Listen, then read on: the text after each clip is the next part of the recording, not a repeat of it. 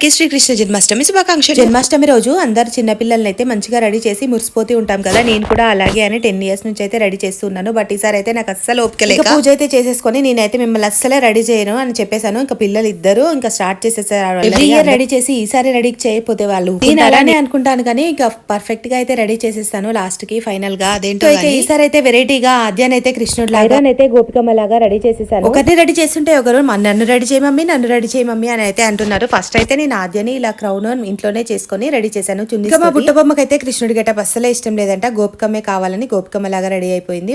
Next నేను ఊరుకుంటానా మళ్ళీ ఓపిక లేదనుకుంటూనే కృష్ణుడి లాగా రెడీ చేసేసాను. వీళ్ళ ఫోటో సెషన్ అయితే అయిపోయాక మా తన్వి వచ్చేసింది, మా ఫ్రెండ్ వాళ్ళ పాప. ఇంకా తన అల్లరి చూస్తే మీరైతే ఫుల్ షాక్ అయిపోతారు. వాళ్ళ మమ్మీకి అయితే 1 hour లిటరల్లీ చుక్కలు చూపెట్టేసి అందరి పిల్లల్ని రెడీ చేయడం ఒక ఎత్తు, మా తన్విని రెడీ చేయడం ఒక ఎత్తు. ఫైనల్ గా అయితే కిరీటం అయితే ఉంచుకుంది. మా బుల్లి కృష్ణుల్లో మా గోపికమ్మలు నచ్చినట్టయితే ప్లీజ్ లైక్ చేయండి, షేర్ చేయండి అండ్ సబ్స్క్రైబ్ చేసుకోండి. Bye friends.